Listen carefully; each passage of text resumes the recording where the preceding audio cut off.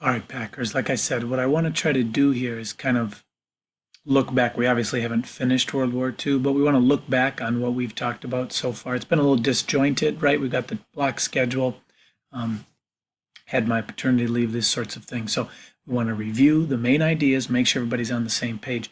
After looking at that learning assessment, 7.2 on Tuesday, I feel pretty good about it.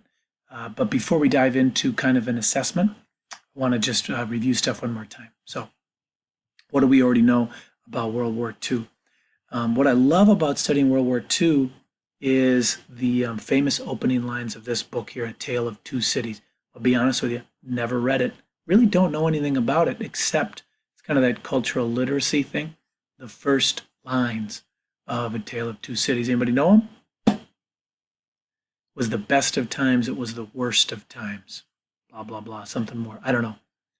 But that best of times, worst of times. One of the reasons I think people love studying World War II is we see that.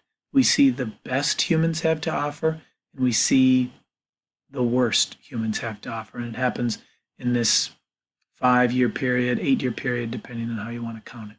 So that's what World War II is. It's some of the best, most powerful, beautiful human behavior, and it's some of the worst, most disgusting.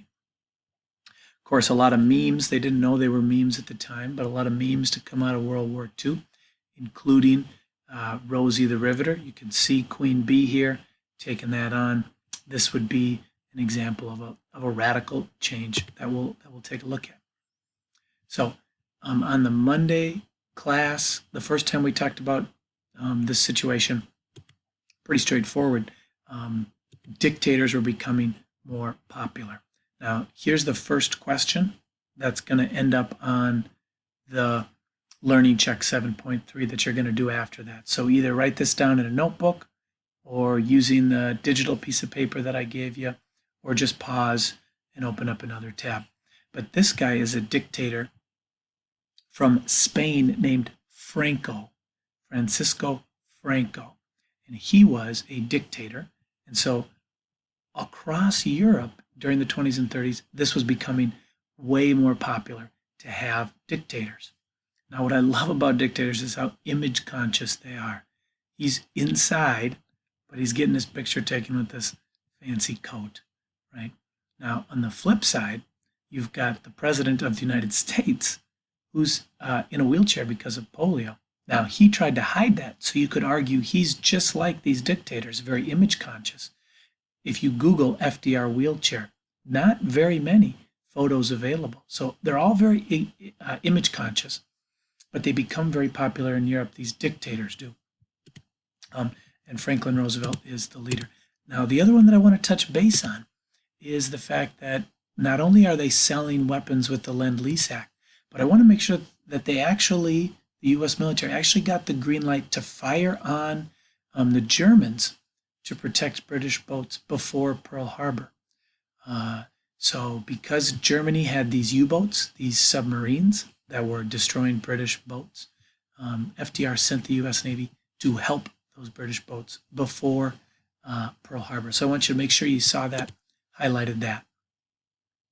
The other thing that we looked at, right, was the definition of fascism. This was really the only question that a handful of people got wrong on the learning assessment.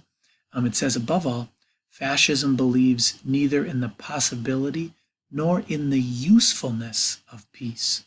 War alone brings out the best in people and puts the stamp of nobility upon people who have the courage to face it.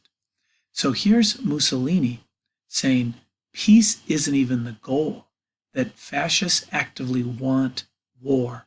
Now, I use a different word. I use the word violence, right? But we want to work on being able to transition those words and see how they're similar.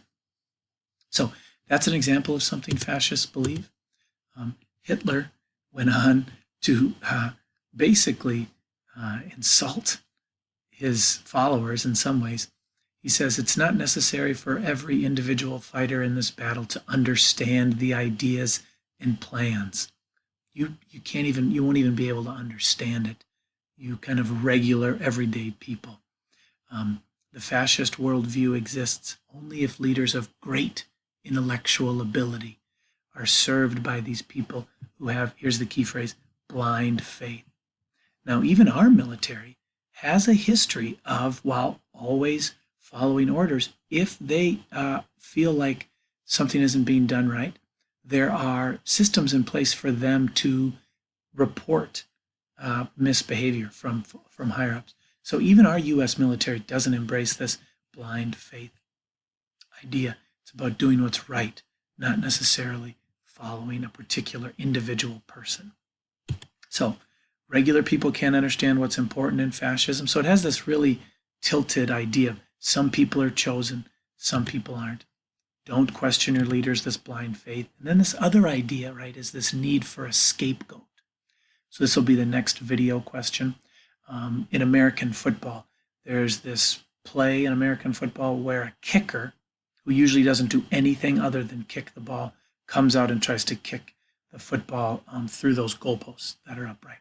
Now, oftentimes, if a team loses, if that kicker misses and the team loses, a lot of people like to try to blame the kicker, when in reality, it's a team effort and there were other mistakes along the way that led them to this place where they needed the kicker to make the kick. So in football, the kicker is oftentimes made a scapegoat. Now, that's a light, kind of funny example. We know that the fascists chose groups of people, Jewish people, communists, people like that, to blame and say, you are the reason we're struggling, right? Unfortunately, right, we're seeing this with racism against Asian Americans, with the coronavirus, right, which has nothing to do with people's race. Yes, it did start in China, but it wasn't because of anything those people did. So the need for a scapegoat, we need to be careful about that. On Wednesday, the 8th, we talked about all those executive orders, and we did very well on that. So I don't need to review them with you, except to note that the reason that FDR issued Executive Order 8802, here's another question, is because of this guy who, when you look at him, don't mess with this dude. His name was A. Philip Randolph, right? So he said, we are going to protest if you don't start creating more equity, more fairness in the United States. And so he threatened this huge protest, which would have looked bad, right? Because here's America saying, we're fighting the Nazis because they're not treating people fairly.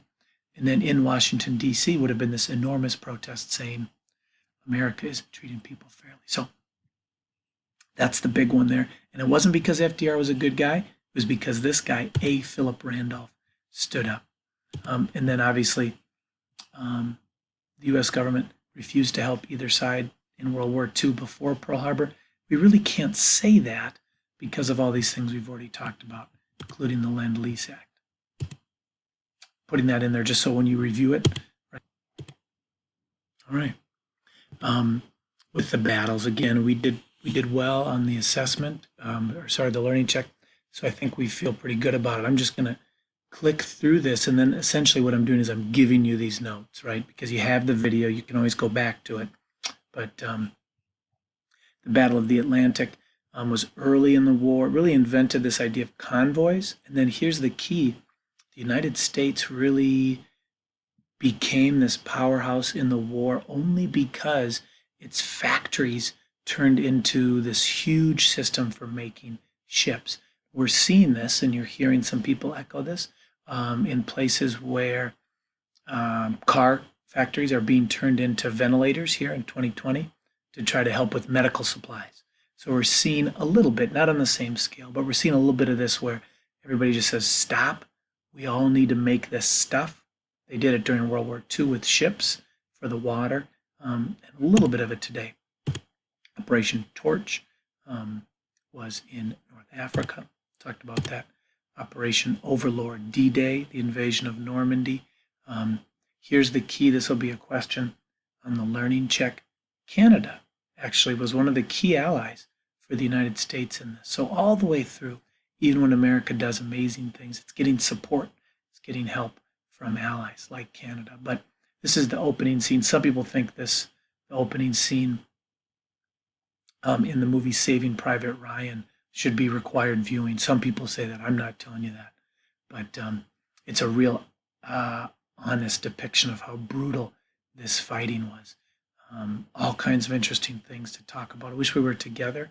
There's some great footage out there, some interviews from some people, particularly in the Ken Burns documentary.